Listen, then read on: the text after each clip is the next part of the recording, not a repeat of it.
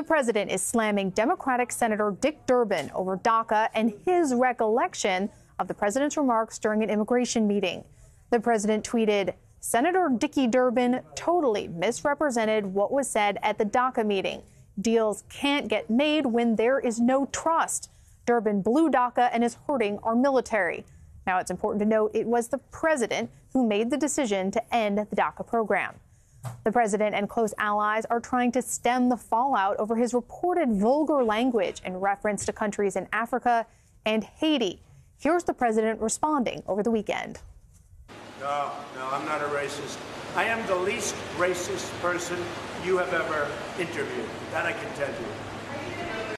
Two Republican senators, David Perdue and Tom Cotton, say the president's words were misrepresented. Last week, they did not recall him saying the remarks. There are also questions on whether the president actually said expletive hole or expletive house, a change that Senator Dick Durbin says doesn't matter. I don't know that changing the word from whole to house changes the impact which this has.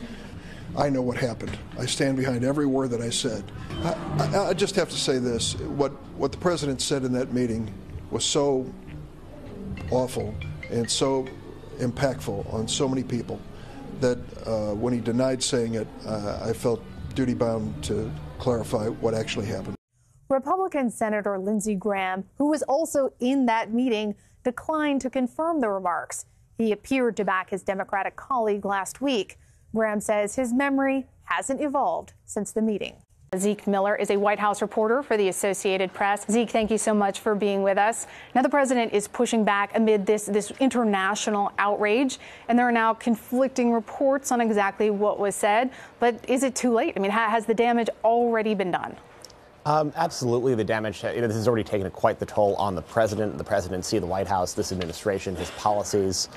Certainly from the immediate standpoint, from a legislative standpoint, the government runs out of funding on Friday, and the notion of any sort of DACA deal being tied to that, and even just getting to 60 votes to keep the government open will be difficult because of the political climate that these remarks created. And separately, the international fallout has been done, whether it was House or whole. It doesn't really make a difference from their standpoint. And this, it just resurrects, this latest issue for the president. He dealt with this in Charlottesville. He's dealing with it again now. He dealt with it on the campaign as well. A pattern now of offensive remarks, and we can't speak to what is in his head, but certainly what comes out of his mouth and the words that he is using, many people do find offensive, and that is a political problem for the president at very least, and if not a broader issue for the an electoral politics problem, but also a moral question as well. But from a political standpoint for the president, this is a major episode that he is not done dealing with yet. Well, another thing they were dealing with is, of course, DACA. And over the weekend, the president said a DACA deal is probably dead, and he's blaming the Democrats.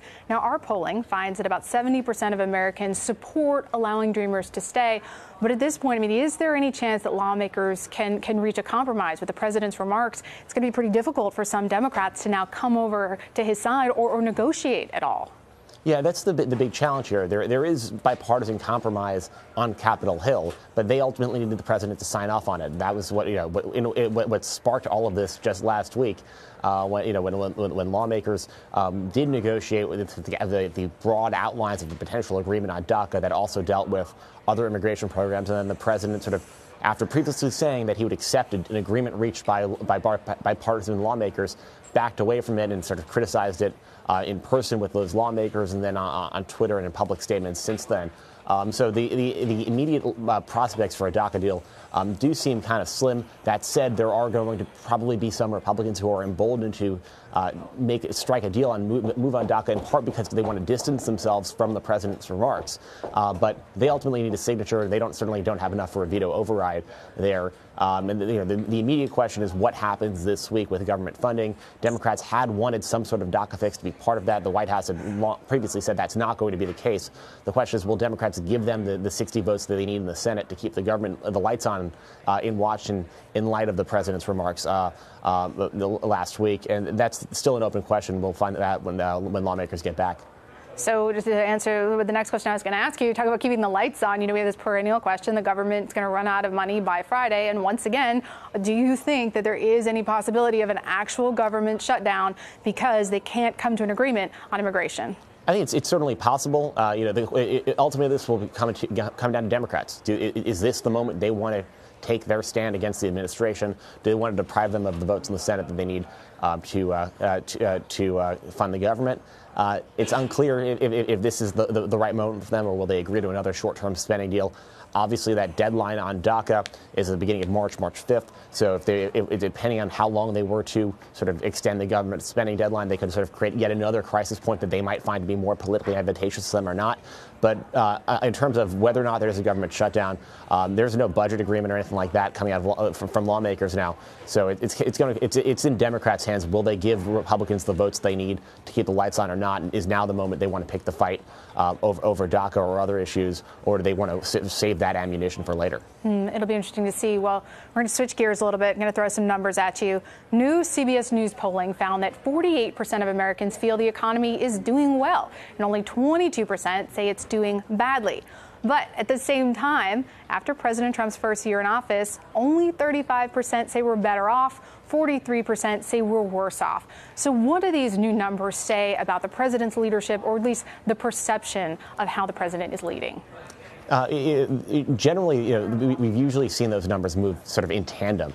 We saw in the early Obama years, people's perceptions of the economy and the perception of the direction of the country are usually quite linked. And the fact that it isn't is really an indication that the president, in some senses, is his own worst enemy. He can't get out of his own way, get out of the way of the improving economy that he is. And that's certainly what we've heard from a lot of Republicans over the last 7 to 96 hours in the light of these recent comments and this latest controversy.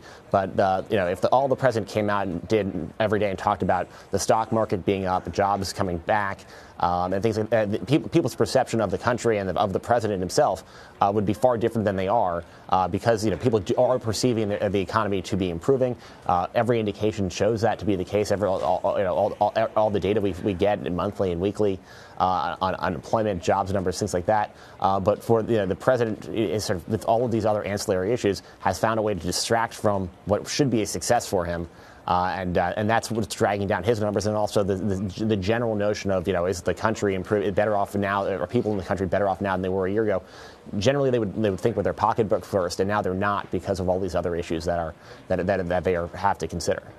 So lastly, Senator Jeff Flake plans to speak on the Senate floor Wednesday, where he says he will compare President Trump to former Soviet leader Joseph Stalin. Here's the senator discussing his speech on MSNBC. Compare in the speech President Trump to Joseph Stalin, who calling the free press, quote, the enemy of the people. Well, I'm saying that he borrowed that phrase. It was popularized by Joseph Stalin, used by Mao as well. Enemy of the people. It should be noted that Nikita Khrushchev, who followed Stalin, forbade its use, saying that was too loaded, that it maligned a whole group or class of people, and it shouldn't be done. I don't think that we should be using a phrase that's been rejected as too loaded by a Soviet dictator. People frequently use these analogies to Hitler or Stalin in Washington, but what is Senator Flake trying to do here? I know he's retiring at the end of the year, but what is he trying to accomplish by making this kind of comparison? He's certainly trying to raise the warning flag, and you can consider, is it in his best interest of the interest of the country for it to make comparisons to leaders who've killed millions. And compare the president to that. That's an open, sort of an open question. Probably might not serve his best, serve the point he's trying to make. He's obviously trying to raise concerns about the rhetoric the president's using.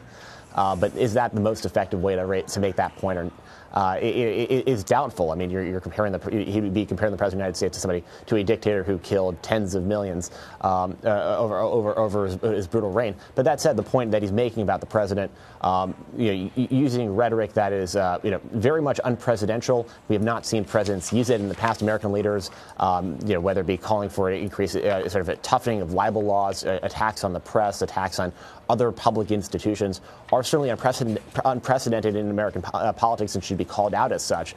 But that might be a step too far. Perhaps. Zeke Miller, thank you. Thank you very much.